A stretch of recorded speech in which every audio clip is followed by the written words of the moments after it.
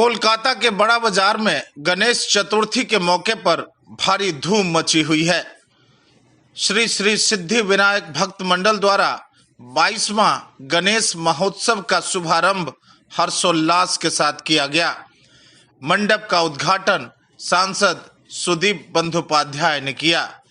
मौके पर पूर्व विधायक स्मिता बख्शी, संजय बख्शी, पार्षद महेश शर्मा, सौम्य बख्शी, स्वपन वर्मन, चंदू दम्मानी की उपस्थिति रही। इस मौके पर सांसद सुदीप बंदोपाध्याय ने कहा कि भगवान गणेश की कृपा हमेशा हम कोलकाता वासियों पर बनी रहती है। हम लोग बढ़ चढ़कर गणेश उत्सव में भाग लेते हैं।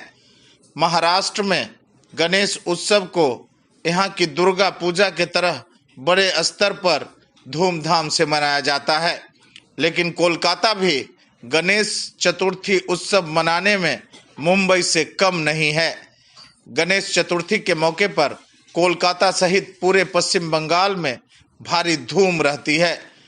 उन्होंने कहा कि बंगाल में पूजा का माहौल है और यहाँ सभी लोग आपसी भाईचारे और उल्लास के साथ सभी पूजा मनाते हैं, लेकिन विरोधी यहाँ के माहौल को खराब करने के लिए दुष्प्रचार करते हैं। बाबा गणेश की पूजा सबसे पहले होती है। हम सभी प्रार्थना करते हैं कि कोलकाता वासियों पर गणेश कृपा ऐसी ही बनी रहे। बदनाम करने की कोशिश चल रही है, जबकि इतने बड़े स्तर पर ये सांस्कृतिक राजधानी है ये कोलकाता, और आज से नहीं तो जो बदनाम करते हैं उसको मैं कहूँगा बदनाम ना करो। इस मौके पर चेयरमैन सुशील कोठारी ने कहा कि कोविड के 2 साल के बाद हम लोग फिर से धूमधाम से पूजा मना रहे हैं और यही संदेश देना चाहते हैं कि बंगाल में शांति बनी रहे। श्री श्री सिद्धि विनायक भक्त मंडल की तरफ से गणेश महोत्सव के दौरान प्रतिदिन विभिन्न कलाकारों द्वारा गीत संगीत और भजन कीर्तन का आयोजन किया गया है। यह महोत्सव 3 दिनों तक चलेगा। उद्घाटन मौके पर संस्थापक जनार्दन अग्रवाल, चेयरमैन सुशील कोठारी, सभापति सज्जन शर्मा, उपसभापति देवेंद्र सिंह, पवन ओझा, सचिव राजा नाथानी ने अतिथियों का स्वागत और सत्कार किया। मौके पर गणेश महोत्सव कमेटी 2022 के स्वागत अध्यक्ष विजय डोकानिया, समारोह अध्यक्ष राजपाल गुप्ता। ये पिछले 22 वर्षों से आप लोग पूजा ये गणेश उत्सव मना रहे हैं, इस बार क्या खास है और क्या संदेश देना चाहते हैं? इस बार खास ये है कि कोविड के 2 साल के अंतराल के बाद हम लोगों ने फिर से उसी धूमधाम से ये पूजा फिर से मनाया है और मना रहे हैं, और हम सबको संदेश यही देना चाहते हैं कि बंगाल में शांति बनी रहे और सब एक दूसरे का साथ दे के ये पूजा को और आगे बढ़ाए, यही सबसे मैं कामना करता हूँ। आपने पूछा कि खास क्या है। खास ये है, देखिए कई पूजा हो रही है 10 साल 15 साल से। पहले तो हमारी सबसे पहली पूजा है जो बंगाल में शुरुआत हुई है कलकत्ता में। आप कभी भी सार्वजनिक पूजा 22 साल पहले गणेश जी की, दुर्गा पूजा बहुत होती है, सरस्वती पूजा बहुत होती है, लक्ष्मी पूजा बहुत होती है, लेकिन गणेश जी की प्रथम पूजा यहीं से स्टार्ट हुई है। ये हम लोग का सौभाग्य है। और दूसरी सबसे बड़ी बात ये, कोविड काल में इतना मुश्किल समय हम सब ने देखा।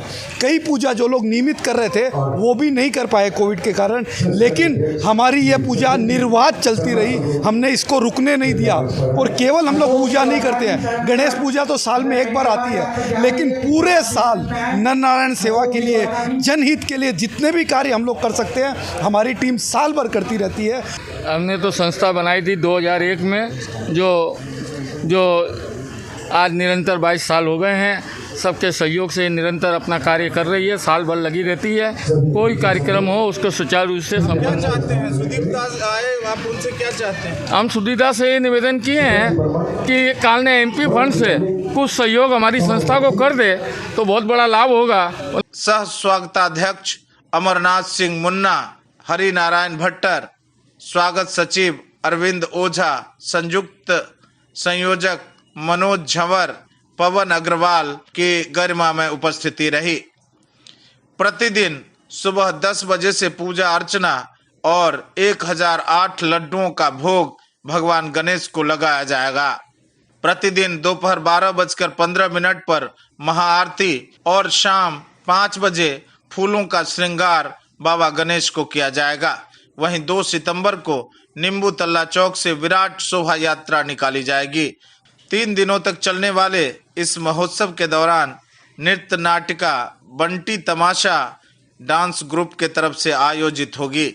वहीं आमंत्रित कलाकारों में सोनम गुप्ता, अमन परवाना, प्रिया गुप्ता, सोनू सिंह, प्रीति सोनी, शुभम भास्कर, साईं, राहुल भजनों की अमृत वर्षा करेंगे।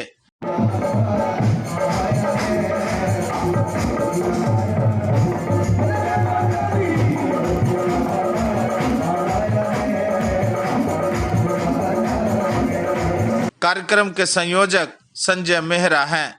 कार्यक्रम को सफल बनाने में प्रकाश किल्ला, राजेश करनानी, संगठन सचिव आलोक दम्मानी, सेवा सचिव जय नारायण मुंद्रा की विशेष सक्रियता है।